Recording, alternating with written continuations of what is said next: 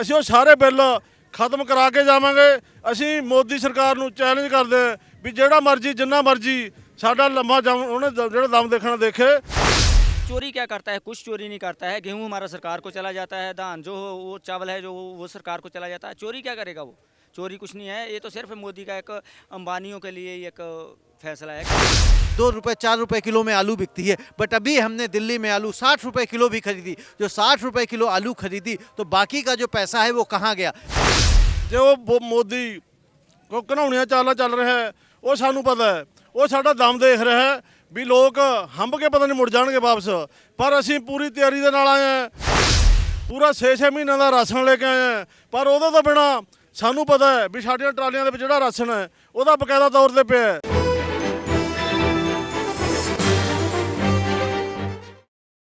मैं आज फिर सिंघू बॉर्डर पे हूँ और किसानों से बातचीत हमारी जारी है।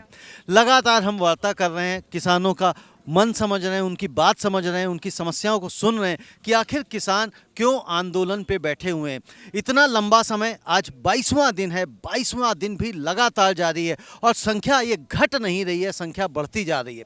लेकिन उधर मोदी सरकार, मोदी जी किसानों से बात डिफरेंट तरीके से कर रहे हैं। उनके मंत्री बात करते हैं बातचीत की टेबल पे और उनके जो प्रवक्ता हैं, उनके मंत्री हैं, अलग अलग चैनल्स पे, अलग अलग प्लेटफॉर्म्स पे आके किसानों को क्रिटिसाइज करने पे लगे हुए हैं और ये कहते हैं कि किसानों को भ्रमित किया जा रहा है। पहले मोदी जी ने वाराणसी से जाके किसानों को संबोधित किया, फिर अभी परसों कच्छ से जाके संबोधित किया और कहा कि जो विपक्ष की पार्टियां हैं वो किसानों को बरगला रही हैं, भ्रमित कर रही हैं।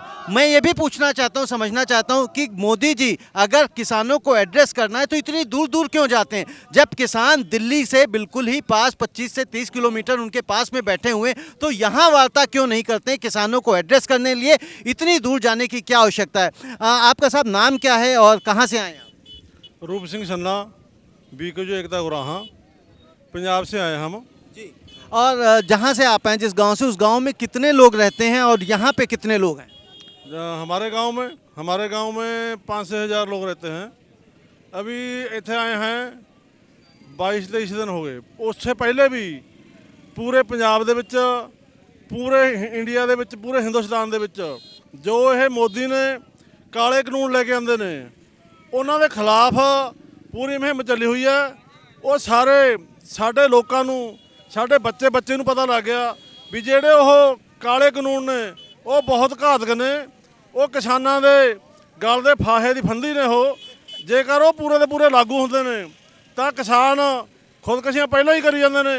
ਪੂਰੇ ਦੇ ਪੂਰੇ ਕਿਸਾਨ ਆ ਜਿਹੜੇ ਉਹ ਮੌਤ ਦੇ ਮੂੰਹ ਜਾਣਗੇ।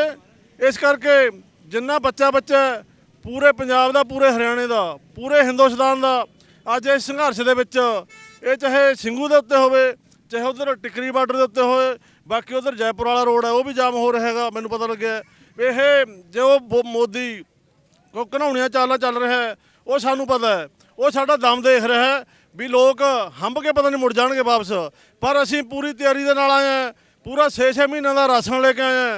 पर उहदे तो बिना सानू पता है भी साडियां ट्रालियां दे विच जिहड़ा राशन है उहदा बकायदा तौर ते पिया है। सानू इन्ना सहयोग मिल रहा है लोकल एरिया दे विच्चों, हरियाणे दे विच्चों, होर स्टेटां दे विच्चों भी जानी राशन वाधू इत्थे लोकां तो खा नहीं हुंदा। जानी वो चीज़ गिनी है किहड़ी, ब्रैड तो लैके जलेबियां तक, चाह पकौड़े, होर समान, कड़ी, होर वगैरह दालां, जानी गिनती तो बिना बाहर है गल। पर मोदी साडा दम देख रहा है।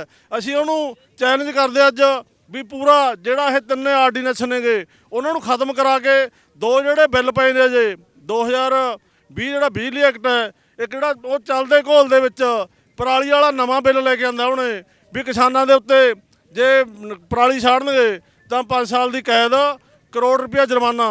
असीं वो सारे बिल खत्म करा के जावांगे। असीं मोदी सरकार नूं चैलेंज करदे भी जिहड़ा मर्जी जिन्ना मर्जी साडा लंबा दम ਉਹਨੇ ਜਿਹੜਾ ਦਮ ਦੇਖਣਾ ਦੇਖੇ। ਅਸੀਂ ਹਰ ਹਾਲਤ ਦੇ ਵਿੱਚ ਜਿਹੜੇ ਇਹ 3 ਆਰਡੀਨੈਂਸ बन चुके हैं, 2 बिल पे ने उन्होंने जी आप ख़त्म करा के ही जाएंगे। और आप कह रहे हैं कि सरकार जितना दम देखना चाहती देख लें, हम पूरी तैयारी से आए हैं। लेकिन जिस तरह से भी आपने कहा कि काले कानून कहा और साथ के साथ ये बताया कि जो पराली वाला कानून है तो उसका जो उसमें कहीं ऐसा नहीं लिखा हुआ है कि 1 करोड़ रुपए का जुर्माना है। एक कहीं भी नहीं लिखा। ये एक शायद एक कन्फ्यूज़न की स्थिति जरूर आई है। 1 करोड़ रुपए के जुर्माने वाली, हाँ उसमें सजा का प्रावधान जरूर उन्होंने किया, लेकिन 1 करोड़ रुपए वाली रकम की स्थिति कहीं नहीं उसमें मेंशन है। ਇਹ ਤੁਹਾਡੇ ਧਿਆਨ ਦੇ ਵਿੱਚ ਨਹੀਂ ਹੋਊਗੀ, ਪਤਾ ਨਹੀਂ ਤੁਹਾਡੀ ਕੋਈ ਜ਼ਿਆਦਾ ਕੋਈ ਨੇੜਤਾ ਹੋਊਗੀ ਮੋਦੀ ਦੇ ਨਾਲ, ਇਸ ਕਰਕੇ ਤੁਸੀਂ ਉਹ ਗੱਲ ਨੂੰ ਲੁਕੋ ਰਹੇ ਹੋ। ਇਹ ਬਿਲਕੁਲ ਸਾਫ਼ ਹੈ ਗੱਲ, ਬਿਲਕੁਲ ਸਾਫ਼ ਹੈ ਗੱਲ। ਇਹ ਜਿੰਨੇ ਬੈਠੇ ਨੇਗੇ ਸਾਰਿਆਂ ਨੂੰ ਪੁੱਛ ਲਓ ਜਿਹਨੂੰ ਮਰਜ਼ੀ, ਇਹ ਚੱਲਦੇ ਘੋਲ ਦੇ ਵਿੱਚ ਇਹ ਜਿਹੜਾ ਕਾਨੂੰਨ ਇਹਨੇ ਲਿਆਂਦਾ ਹੈਗਾ ਕਰੋਨਾ ਦੀ ਆੜ ਲੈ ਕੇ, ਇਹ ਜਿਹੜਾ ਸਾਰਾ ਕੁਝ ਕਰਿਆ ਇਹਨੇ।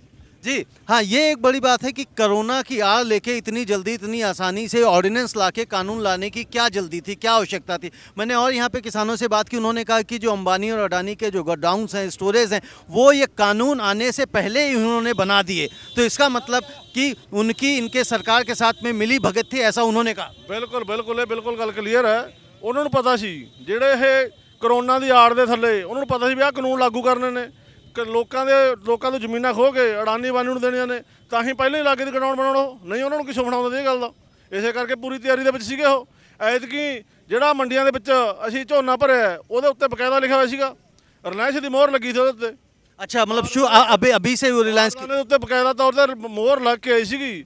ਉਹਨਾਂ ਨੇ ਤਾਂ ਪੂਰੀ ਤਿਆਰੀ ਸੀਗੀ ਵੀ ਯਾਰ ਕਾਨੂੰਨ ਲਿਆਂਦੇ ਨੇ, ਆਰਡੀਨੈਂਸ ਬਣਾ ਕੇ ਇਹਨਾਂ ਨੂੰ ਕਾਲੇ ਕਾਨੂੰਨ ਬਣਾ ਕੇ ਜਿਹੜਾ ਪੂਰਾ ਦਾ ਪੂਰਾ ਝੋਨਾ ਹੈਗਾ ਉਹ ਕਿਸਾਨਾਂ ਤੋਂ ਲੁੱਟ ਕਰਕੇ ਉਹਦੀ ਘੱਟ ਰੇਟ ਤੇ ਜਿਵੇਂ ਮਰਜ਼ੀ ਉਹ ਆਪਦੇ ਉਹਦੇ ਵਿੱਚ ਪਾਉਣਾ ਸੀ, ਉਸ ਤੋਂ ਬਾਅਦ ਆਪਦੇ ਸਟੋਰਾਂ ਦੇ ਵਿੱਚ ਲੈ ਕੇ ਜਾਣਾ ਸੀ ਉਹਨਾਂ ਨੇ। सरदार जी, जो आप कह रहे हैं ना, जो बारदाना, वो थोड़ा सा मैं नहीं समझ पाया उसकी भाषा, तो उसमें बारदाने को किसको कह रहे हैं और किस में मोहर लगी? बारदाना जिसमें वो दान भरते हैं, बोरी नहीं होता, थैले, यानी कि वो थैलों में अभी से उनकी रिलायंस की मोहर और ये सब लगी हुई थी। रिलायंस और बिरला की मोहर लगी हुई थी अभी भी। बिरला की या अडानी की? रिलायंस की, हाँ अडानी की, अडानी की या बिरला की? हाँ हाँ एक बिरला कंपनी है, अच्छा, बिरला कंपनी की भी लग गई, रिलायंस की भी लग गई, दोनों की मोहर लगी हुई है उसके पास। दोनों की। तो यानी कि ये पहले से ही, या ऐसा तो नहीं कि वो जो बोरियां हैं वो सिर्फ बोरियां उनसे परचेज करी हो इसलिए उसकी थी? ਪਰ ਬੋਰੀਆਂ ਪਰਚੇਜ ਪਹਿਲਾਂ ਨਹੀਂ ਹੋਈ ਕੋਈ। ਪਹਿਲਾਂ ਜਿਹੜੀ ਕੰਪਨੀ ਹੁੰਦੀ ਸੀਗੀ ਐਫਸੀ ਹੁੰਦੀ ਸੀ, ਮਾਰਕਫੈਟ ਹੁੰਦੀ ਸੀ, ਹੋਰ ਕੰਪਨੀਆਂ ਹੁੰਦੀਆਂ ਸੀਗੀਆਂ, ਉਹ ਸਰਕਾਰ ਸੈਂਟਰ ਦੀ ਸਰਕਾਰ ਦੀਆਂ ਕੰਪਨੀਆਂ ਨੇ, ਉਹਨਾਂ ਦੀ ਮੋਹਰ ਲੱਗੀ ਹੁੰਦੀ ਬੋਰੀਆਂ ਦੇ। अच्छा, पहले जो बोरियों में जो मोहर लगी होती थी, एफसीआई की लगी होती थी, नेफेड और हैफेड जिसकी आप बात करें उसकी लगी होती थी, और अब रिलायंस की लग रही है, अब बिरला की लग रही है। तो यानी कि सरकार ने पहले से ही तैयारी कर रखी थी और प्राइवेट सेक्टर को पहले से ही पता था कि स्थिति क्या है, और ये बिल तो दिखावे के लिए लाया गया यूं कह लें। और दूसरी बात ये आप देखिए कि एक ऑर्डिनेंस जो ला के बिल पास कराया गया है, जो जल्दबाजी दिखाई गई है, उसका कारण साफ पता लग रहा है। जो सरदार जी कह रहे हैं कि अगर अंबानी और अडानी और ये जो भी प्राइवेट प्लेयर्स हैं उन्होंने तैयारी पहले से कर ली थी, सरकार ने तो सिर्फ और सिर्फ उसको एक पास करने की एक कहते हैं ना फॉर्मेलिटी सी करी है। हाँ बिल्कुल बिल्कुल फॉर्मेलिटी करी है। अच्छा, अभी कल एक सरदार जी ने आत्महत्या कर ली। ਠੀਕ ਹੈ, ਉਹ ਜਜ਼ਬਾਤ ਦੇ ਵਿੱਚ ਆ ਕੇ ਪੈਸੇ ਤਾਂ ਮੈਂ ਠੀਕ ਨਹੀਂ ਮੰਨਦਾ ਉਹ ਗੱਲ ਨੂੰ, ਕਿਉਂਕਿ ਆਤਮ ਹੱਤਿਆ ਕਰਨਾ ਤਾਂ ਸਰਕਾਰ ਦਾ ਗੱਲ ਚਾਹੁੰਦੀ ਹੋਈ ਹੈ।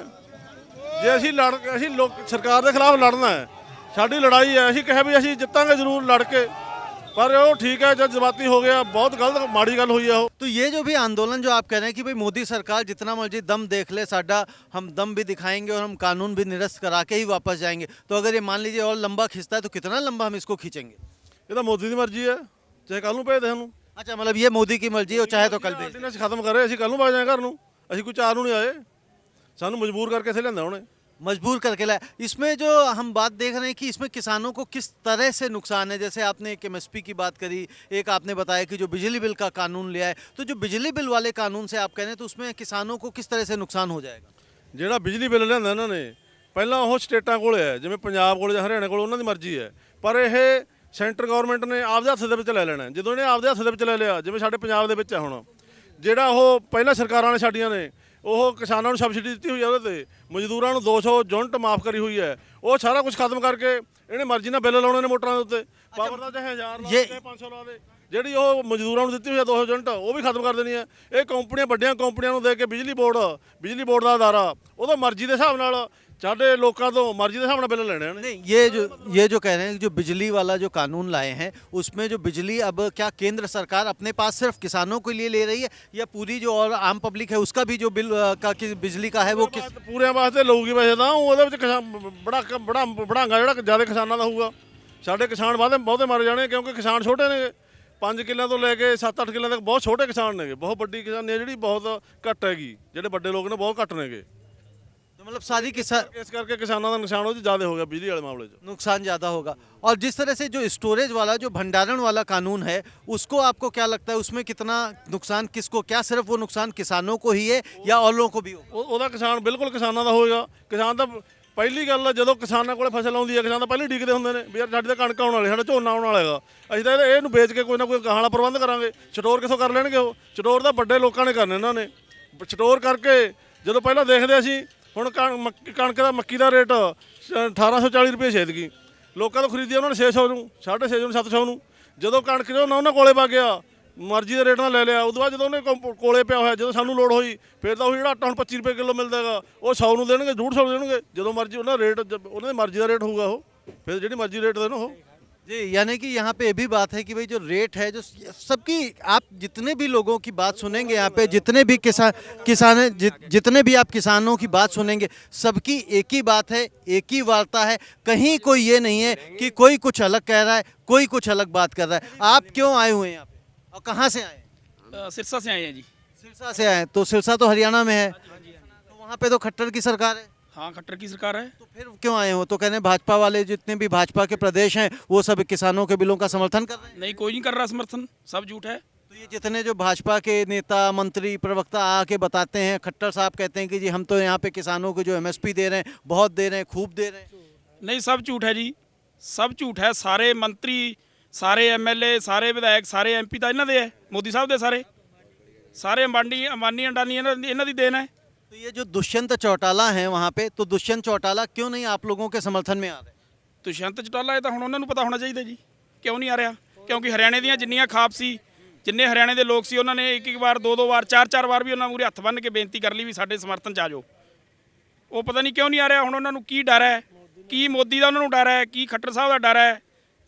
सत्ता का लालच कुर्सी तो नहीं चाहिए? ਸੱਤਾ ਦਾ ਲਾਲਚ ਹੈ ਜੀ ਕੁਰਸੀ ਛੱਡਣਾ ਕੌਣ ਚਾਹੁੰਦਾ ਹੈ। कुर्सी कौन छोड़ना चाहता है? आप कहाँ से आए हैं कौन से गांव से आए हैं और आपके गांव में कितने लोग हैं और वहाँ से यहाँ कितने लोग हैं? ਮੈਂ ਜੀ ਖਾਸੀ ਖੁਰਦ ਪਿੰਡ ਤੋਂ ਆਇਆ ਜ਼ਿਲ੍ਹਾ ਲੁਧਿਆਣਾ ਆ ਮੇਰਾ 550 ਘਰ ਆ ਪਿੰਡ ਦੇ ਵਿੱਚ ਸਾਡੀਆਂ 2 ਟਰਾਲੀਆਂ ਆਈਆਂ ਪਿੰਡ ਤੋਂ और 2 ट्राली में कितने लोग आए? ਟਰਾਲੀਆਂ ਚ ਆਏ ਆ 40 ਬੰਦੇ ਆਏ ਸਾਡੇ मतलब 550 में से 40 बंदे आप देख लो कि यहाँ पे आए हुए हैं एक छोटे से गांव में और आते रहते हैं जाते रहते हैं। तो आने और जाने का सिलसिला क्यों रखा हुआ है? ਆਣੇ ਜਾਣ ਜਿੱਦਾਂ ਕਿਸੇ ਨੂੰ ਕੋਈ ਮਜਬੂਰੀ ਪੈ ਗਈ ਘਰ ਜਾਣਾ ਪੈ ਗਿਆ ਐਮਰਜੈਂਸੀ ਉਹ ਚੱਲ ਜਾਂਦੇ ਆ ਫਿਰ ਆ ਜਾਂਦੇ ਆ ਐਦਾਂ ਕੋਈ ਰਾਸ਼ਨ ਲਿਆਉਣਾ ਪੈਂਦਾ ਜੋ ਵੀ ਜਿੱਦਾਂ ਸਭ ਕੁਝ ਮਿਲ ਜਾਂਦਾ ਸਾਨੂੰ। एक बात ये बताइए कि जैसे आप लोग यहाँ हैं और सब जाम पड़ा हुआ है तो फिर जाते कैसे हैं कहाँ से गाड़ी निकालते हैं? वो कोई बात नहीं जहाँ सही चल जाते हैं सोनीपत से आगे चलती हैं बसें गाड़ी अच्छा वो वहाँ से चलती हैं तो वहाँ से आप लोग जाते हैं और फिर वापस। सोनीपत तक जाम लगा हुआ है।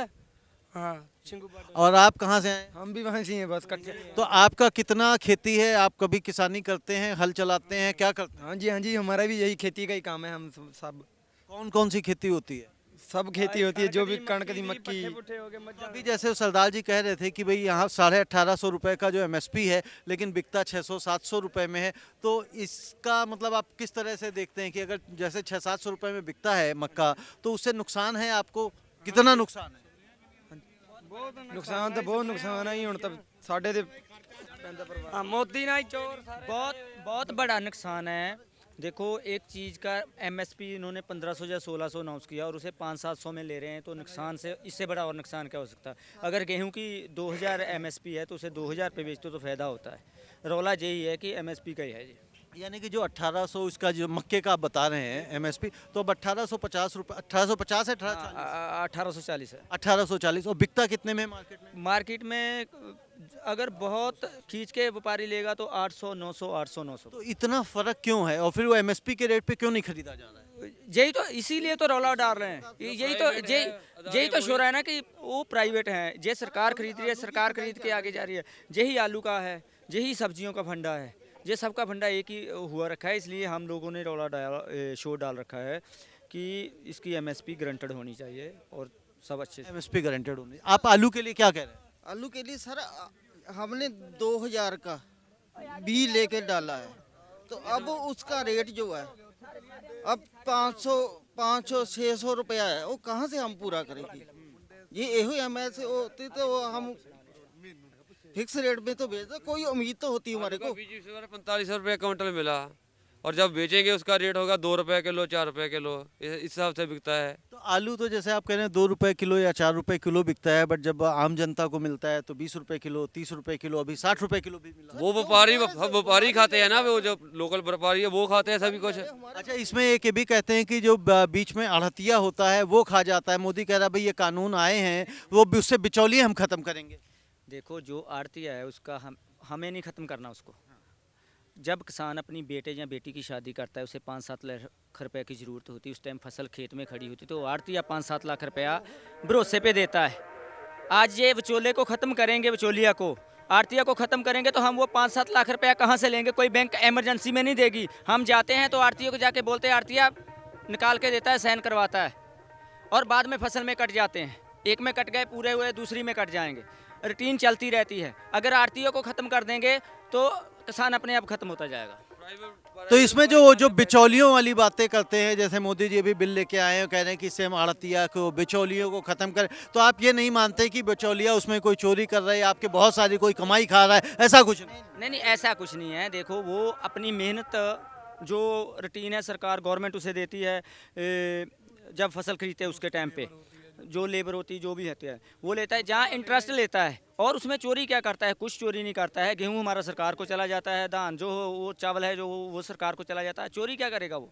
चोरी कुछ नहीं है। ये तो सिर्फ मोदी का एक अंबानियों के लिए एक फैसला है कि उनके हक में जाना। जी, तो आप ये देखिए कि ये लोग कोई नहीं चाहते हैं कि इसमें जो आढ़तिया है उसको ख़त्म किया जाए। आढ़तिया को बल्कि वो फैसिलिटी अपने लिए मानते हैं कि वो हमारे लिए लाभ का काम करता है, हमारे भले का काम करता है, हमारी मुसीबत पे, हमारे सुख और दुख में वो काम आता है।